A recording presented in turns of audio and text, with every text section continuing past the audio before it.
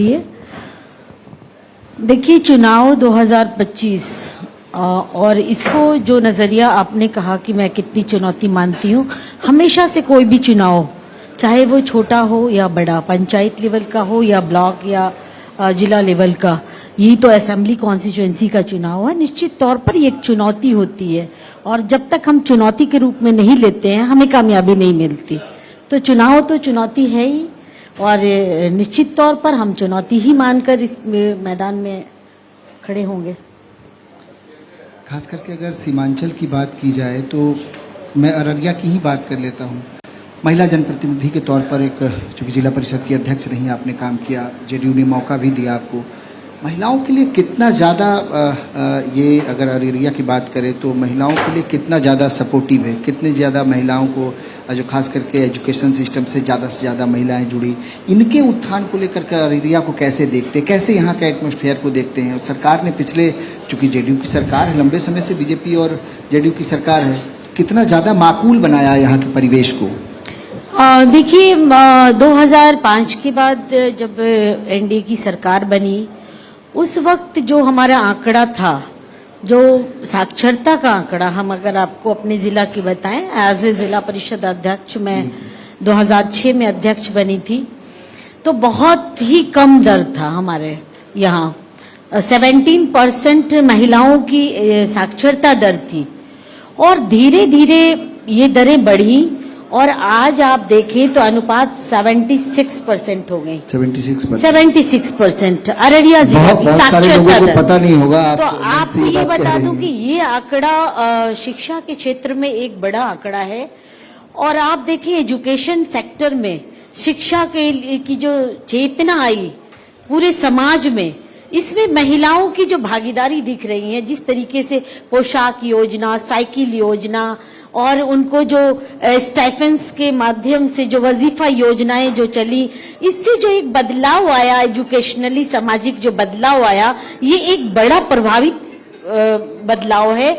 और हमारी सरकार ने जो काम किया है महिलाओं के एजुकेशन पर, तो ये तो एक बहुत बड़ा क्रांतिकारी कदम है जो उन्होंने हर घर से बेटियों को मतलब इतना प्रेफरेंस दिया कि आप फ्री ऑफ कॉस्ट कैसे अपनी सच माने तो आजादी के बाद पहली बार महिलाएं इस सरकार में अपने आप को आजाद महसूस की हर तरीके से। अररिया जैसे जगहों की बात कर रहे हैं कि 76% जो है महिलाओं की शिक्षा का दर है और रिमोट एरिया कहा जाता है। इसके विकास को आज 10 साल पहले अगर देखें और आज देखें, जाहिर तौर पर एक बड़ा अंतर है इसमें। बहुत बड़ा अंतराल है।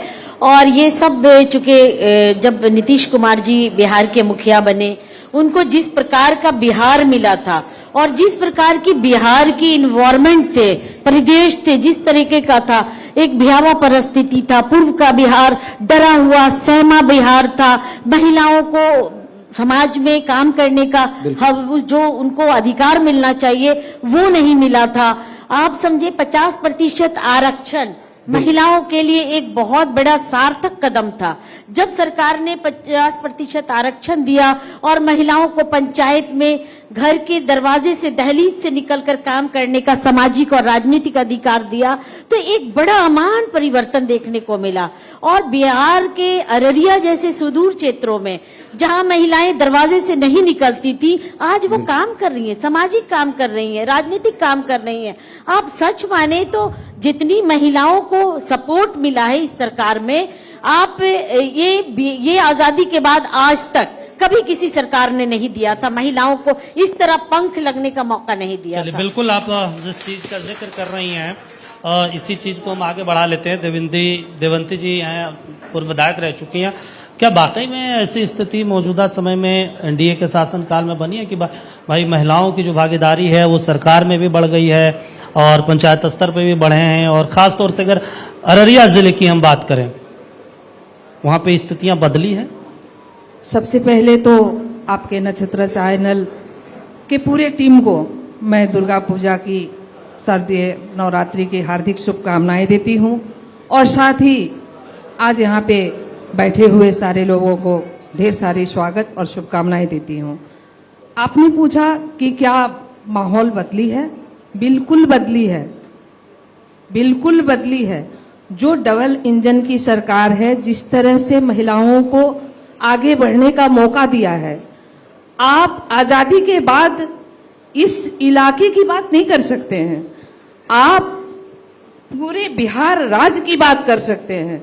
जिस ढंग से यहाँ महिलाएं पीड़ित शोषित रहती थी, आज वो स्थिति नहीं है। आज निडर होके वो बाहर निकल सकती हैं।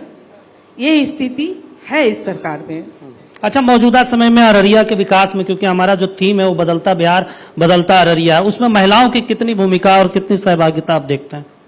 देखिए, हम आधी आबादी हैं, आप कितनी ये बात नहीं बोल सकते। नहीं तो आधी आबादी है, आधी आबादी है तो आधा हकदार और तो आधा 6 विधानसभा सीटें, इस बार 3 सीटों पर एनडीए से मांग करेंगे कि महिलाओं को उम्मीदवार बनाया जाए। ये पार्टी नेतृत्व के ऊपर है, कितने को लड़ाते हैं। आपने पहले पूछा कि महिलाओं की कितनी भागीदारी है, तो आज पंचायतों में 50% महिलाओं को आरक्षण मिला है और लोकसभा में आजादी के बाद ये हमारी महिला समाज आधी आबादी लड़ते आई कि हम लोगों को आरक्षण चाहिए। सभी पार्टियों ने आरक्षण के अंदर आरक्षण मांगा, लेकिन आज भारत के यशस्वी प्रधानमंत्री और भारतीय जनता पार्टी के सरकार ने, एनडीए की सरकार ने आज हम महिलाओं को सम्मान दिया है, 33% का आरक्षण दिया है। आज अगर हम नहीं 3 लड़ेंगे तो 33% कहाँ जाएगी? आज 26 में आपको आरक्षण लागू होने वाला है, 2027 में। 27 में। नहीं तो जहां से आप विधायक रह चुकी हैं, क्या इस बार आप चाहेंगे कि महिलाओं को टिकट मिले वहां पे? देखिए, कोई भी कार्यकर्ता, मैं पहले 2010 से 15 विधायक थी, किसी कारणवश अकारण मेरी टिकट कटी और मैं तब से लेके पार्टी से एक वफादार सिपाही के तौर पर काम करते आई हूं। और सभी कार्यकर्ताओं का, किसी भी कार्यकर्ताओं के मन में ये आकांक्षा रहती है, उम्मीद रहती है कि पार्टी मुझे मौका दे, मैं विधायक बनूं। और मेरी 5 साल का कार्यकाल, जब आपने यहाँ पे डिबेट में जितने भी लोगों को बुलाए, सभी विधानसभाओं में नक्षत्रा चैनल की ओर से आप लोगों ने घूम घूम के देखा होगा, और आप नरपतगंज भी गए होंगे। और नरपतगंज में देवेंती यादव का आज 10 साल से मैं क्षेत्र से बाहर हूँ, लेकिन ना मेरी क्रेज घटी है, ना मेरी लोकप्रियता घटी है। ये मेरा काम को साबित करता है और मेरी संघर्ष को साबित करता है, आप जान सकते हैं। मौजूदा जो विधायक है वहां से, बीजेपी के विधायक, उनके काम सब संतुष्ट हैं? मैं विधायक का प्रतिद्वंदी हूँ, इस पे मेरी कोई कमेंट नहीं होगी। आप जनता के मुंह से जाके सुने, और आप घूम घूम के सुन भी रहे तो होंगे। पार्टी तो आप दोनों एक ही पार्टी से आते हैं, वो भी और आप भी? हाँ, एक ही पार्टी से आते हैं, सबको उम्मीद रहती है।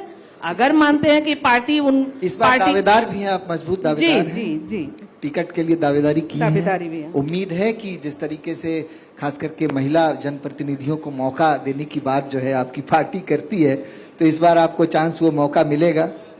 बिल्कुल मिलेगी। उम्मीद ही नहीं, पूरा आशा और विश्वास है कि पार्टी मुझे मौका देगी। देखिए दीपक, 2 महिला शख्सियत हमारे साथ मौजूद है। खास करके अररिया जिले की बात करें तो नामचीन हस्तियां हैं। एक पूर्व जिला परिषद की अध्यक्ष हैं, एक पूर्व विधायक हैं, और जिस तरीके का जज्बा है, जो आधी आबादी की बात ये कह रही हैं, जाहिर तौर पर महिलाओं को तो उनका हक मिलना ही चाहिए। मैम, भारतीय जनता पार्टी ने भी जो है ये ऐलान किया 2027 में 33% आरक्षण की बात जो है वो सदन में जो है वो लागू हो जाएगी। इस पर कटाक्ष भी बहुत तरीके से किया गया। जितनी विपक्षी पार्टियां थी उन्होंने सपोर्ट तो किया, लेकिन ये कहा कि ये संभव नहीं है, शायद भारतीय जनता पार्टी इसको नहीं करेगी। आपको उम्मीद है कि 2027 में जो वादे किए गए हैं, भाई 33% आरक्षण, ये व्यवस्था लागू हो जाएगी? आपको विश्वास है? निश्चित रूप से इस पूरे देश की महिलाएं पूरी उम्मीद रखती हैं कि इस देश में जो उनका हक है वो इसी एनडीए की सरकार में और माननीय प्रधानमंत्री नरेंद्र मोदी जी की ही सरकार में मिलने जा रहा है। अच्छा मैम, आप लोग क्षेत्र में जाती हैं, जाहिर तौर पर इस बार भी आप प्रत्याशी होंगी, दावेदार हैं, जाहिर तौर पर क्षेत्र में जा ही रही होंगी। किस तरीके का जो है लोगों की तरफ से प्रतिक्रिया मिलती है सरकार को लेकर, वर्तमान व्यवस्था को लेकर कैसी प्रतिक्रिया मिलती है? कितना अच्छा? देखिए, बहुत अच्छा मिल रहा है रिस्पांस। मैं लगातार क्षेत्र घूम रही हूँ और 4 महीने से कंप्लीट मैं क्षेत्र में हूँ, और जहाँ भी जिस पंचायतों में, जिस ग्रामीण क्षेत्रों में मेरे जन संवाद चल रहे हैं, और मैं समागम जनसंवाद लेकर के जा रही हूँ एनडीए के तरफ से, तो देख रही हूँ कि बहुत अच्छा रिस्पांस, और खास करके मेरा जो अक़लियती समाज जिसको पहले दिग्भ्रमित किया गया, डराया गया और उसको गलत फहमियां पैदा करा करके 2020 में जिस तरीके से उनके साथ इमोशनल ब्लैकमेल किया गया, उनको मानसिक प्रताड़ित कर करके लोगों ने वोट गिरवाया, वो नहीं चाह करके भी वो एनडीए के अगेंस्ट में वोट डाले, इसलिए कि उनको इतना दिग्भ्रमित किया गया, इतना अफवाहों में उनको लपेटा गया, समेटा गया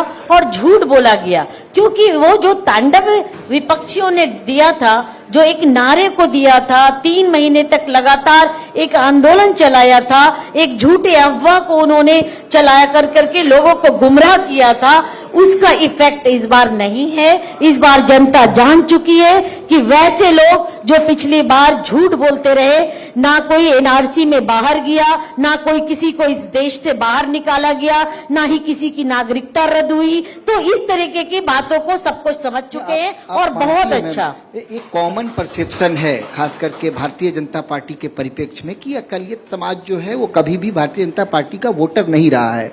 आप महिला जनप्रतिनिधि हैं, प्रत्याशी बनेंगी, चुनाव भी हो सकता है लड़ेंगी आपको लगता है कि ये परसेप्शन अब जो है वो खत्म हो गया है?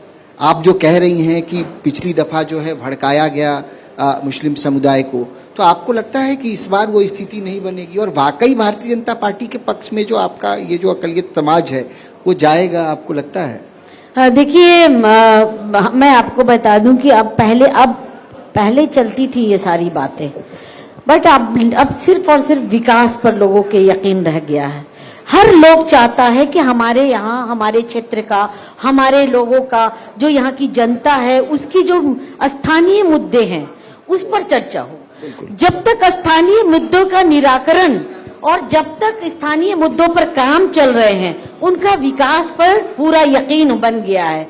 क्योंकि अब लोग नहीं सुनना चाहते हैं, फिजूल बातों को अब सुनना भी नहीं चाहते। उनके पास आप जाएं तो वो बोलेंगे हमारे यहाँ रोड नहीं बनी, हमारे यहाँ ये समस्या है। तो स्थानीय समस्या और स्थानीय मुद्दों पर इस बार का चुनाव पूरी तरीके से निर्धारित होगा और निश्चित तौर पर मुझे पूरा यकीन है कि स्थानीय मुद्दे जो अररिया जिला के, अररिया 49 खास करके हमारे क्षेत्र के हैं, ये इसी पर निर्भर करेगा। आखिरी सवाल ले ले रहे दीपक, अररिया के सांसद भी यहाँ पर बैठे हैं, मौजूद हैं। निश्चित तौर पे केंद्र सरकार की योजनाओं का लाभ मिल रहा है, आप कह भी रही हैं भारतीय जनता पार्टी के साथ इस बार अक़लियत समाज जो है वो आएगा। सांसद जी यहीं पर मौजूद हैं, कितना उम्मीद है कि इस बार के चुनाव में खास करके पूरे सीमांचल की बात करें तो अल्पसंख्यक समुदाय जो हुआ भारतीय जनता पार्टी के साथ, जेडीयू के साथ खड़ा रहेगा? देखिए, पहले ही हम लोगों ने चूंकि 2025 से 30 और फिर से नीतीश, और उसके बाद हम लोगों ने जो जोड़ा है 225, तो ये 225 के आंकड़े में हमारा सीमांचल अछूता नहीं है।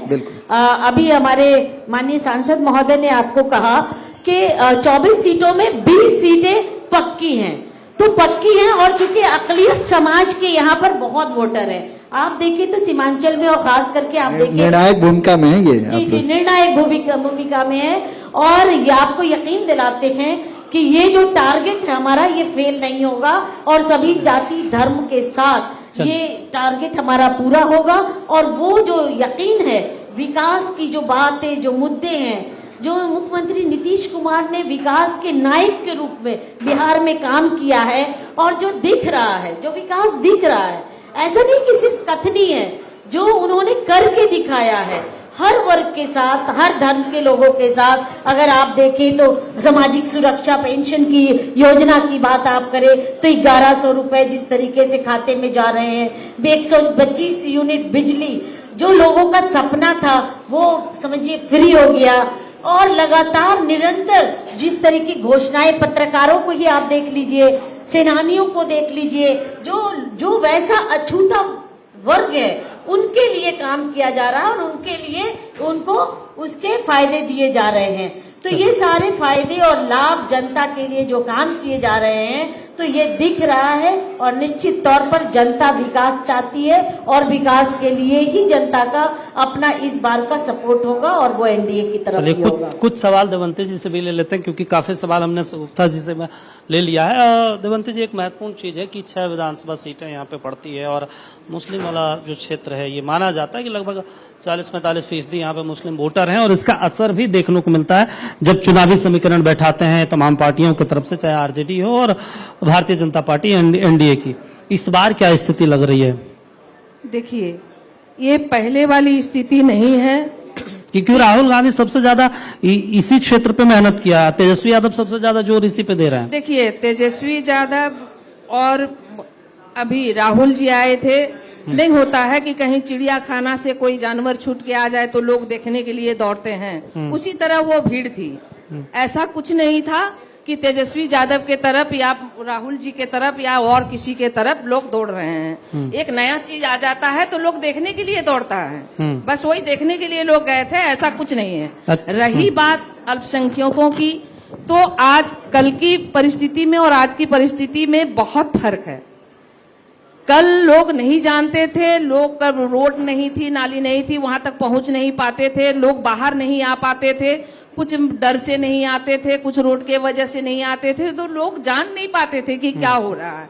आज हमारे एनडीए के सरकार में एक स्लोगन दिया गया है, नरेंद्र मोदी जी का कहना है, सबका साथ, सबका विकास और सबका विश्वास। नहीं तो नरेंद्र मोदी जी का और कहना मुझे लगता है कि सबका विश्वास अब एनडीए के साथ है। आप पिछले लोकसभा चुनाव में भी महिलाएं अपने पतियों से मार खाके और एनडीए के पक्ष में वोट करी है। आप लोग अगर घूमे होंगे तो आप लोगों को ये भी चीज आपके सामने आई होगी।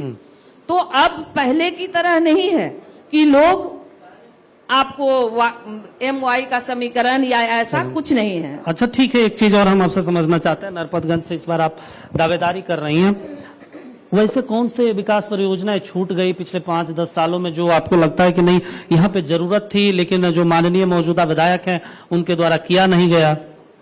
देखिए, विधायक जी क्या किए हैं नहीं किए हैं वो आपको भी दिखता है, पब्लिक को भी दिखता है और सबको दिखता है। रही बात मेरी, नरपतगंज विधानसभा बिल्कुल एकदम समुचित कृषि आधारित क्षेत्र है।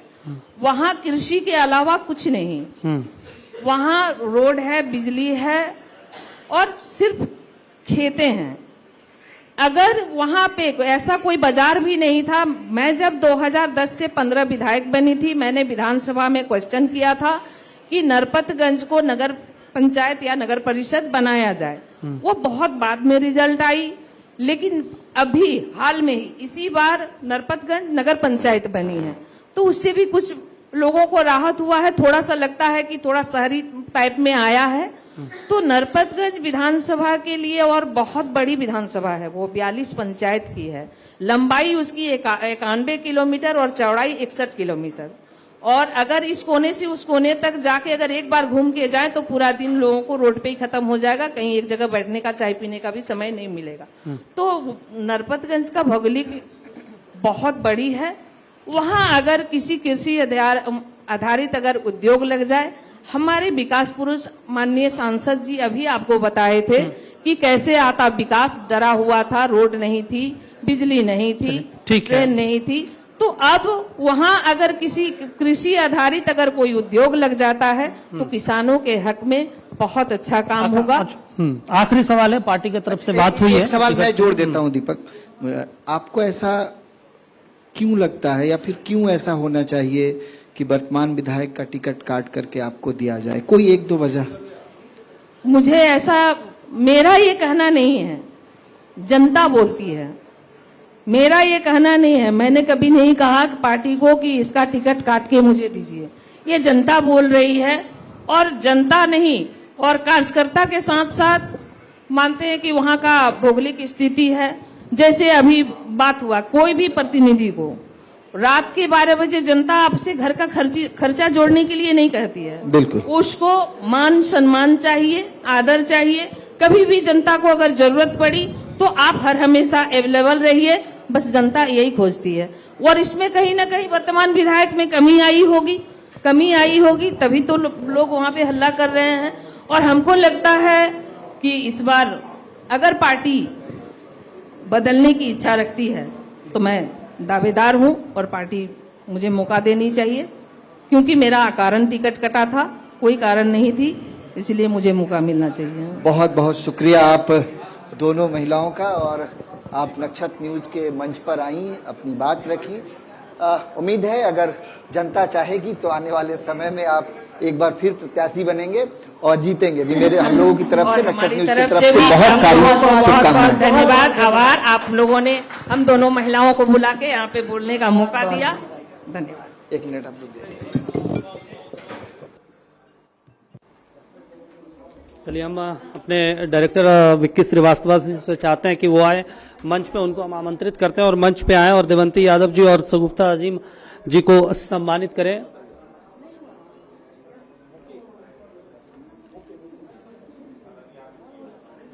तो देखिए, बदलता बिहार और बदलता अररिया का हम संवाद का जो कारवां है वो आगे लगातार बढ़ा रहे हैं, और इस संवाद के कारवां में हम लगातार जिक्र कर रहे हैं कि किस तरीके से अररिया को आगे बढ़ाया जाए।